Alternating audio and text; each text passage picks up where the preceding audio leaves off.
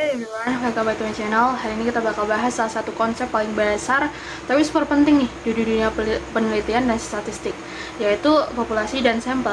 Tenang aja, kita bakal bahas dengan cara yang chill, fun, and gampang dicerna. Let's go. Oke, first kita mulai dari populasi. Populasi itu basically seluruh kelompok yang mau kita teliti. Pokoknya semua anggota yang punya karakteristik yang sama.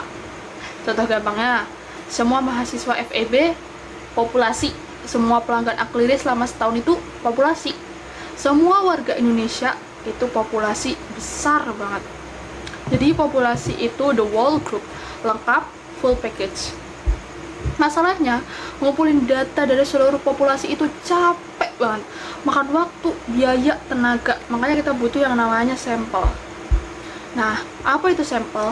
Sampel itu sebagian kecil dari populasi yang kita pilih buat mewakili keseluruhannya.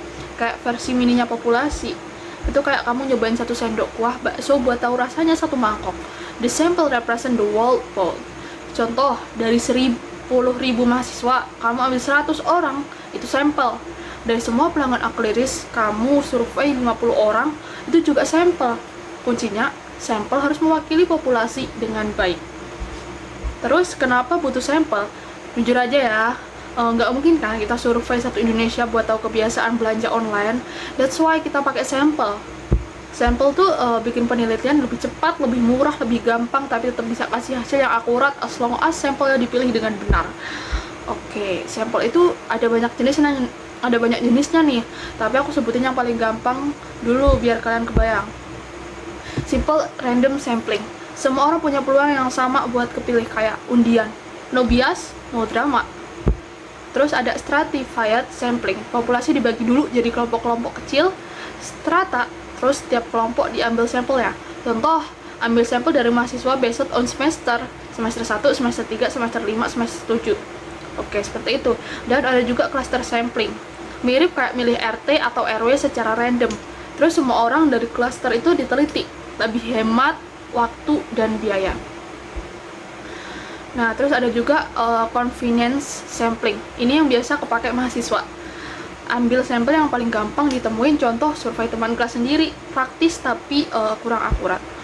Terus hubungan populasi dan sampel. Hubungan mereka itu kayak populasi yaitu keseluruhan, sampel sebagian kecil yang mewakili. Tujuan kita ngambil sampel adalah biar kita bisa generalisasi hasil penelitian ke populasi. Jadi meskipun yang kita teliti cuma 100 orang, kita bisa simpulkan sesuatu tentang kelompok yang lebih besar, asalkan sampelnya representatif. Misal kamu punya bisnis Akliris, kamu mau tahu apakah pelanggan suka packaging baru atau enggak. Kalau nunggu semua pelanggan jawab, bisa kelar nunggu tahun depan kan? Jadi kamu ambil 40 atau 50 pelanggan yang random dan tanya pendapat mereka. Nah, data dari sampel itu bisa mewakili preferensi pelanggan Akliris secara keseluruhan. Tuh.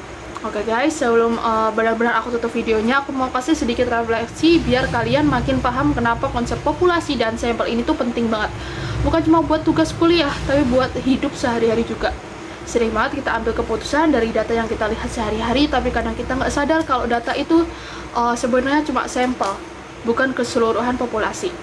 Contoh kecil, kamu lihat 3 teman kamu suka jajan boba, terus kamu langsung mikir, wah semua anak kampus suka boba.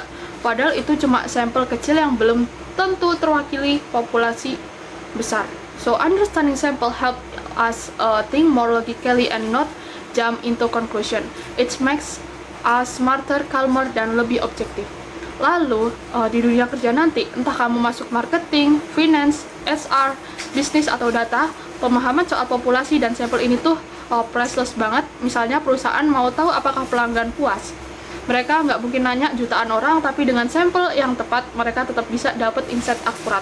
That's the magic of sampling, small data, big impact. Dan yang paling penting, konsep populasi dan sampel ini adalah fondasi buat materi statistik berikutnya. Mulai dari probabilitas, uji hipotesis, regresi, analisis pasar, riset konsumen, dan semuanya mulai dari sini. Jadi kalau hari ini kalian udah mulai ngerti, itu awal yang bagus banget. I hope setelah nonton video ini kalian jadi lebih aware kalau tiap data yang kalian lihat itu punya konteks. Nggak semua angka mewakili keseluruhan dan nggak semua sampel itu valid.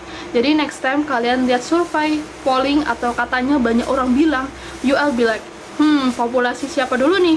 sampelnya berapa, representatif nggak. Dan kalau kalian udah kepikiran kayak gitu, congratulations, itu tanda kalian udah mikir kayak peneliti beneran.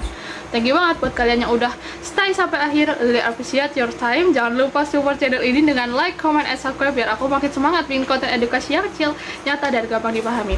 You guys, di video selanjutnya, stay curious, stay creative, and keep your brain upgrade. Bye!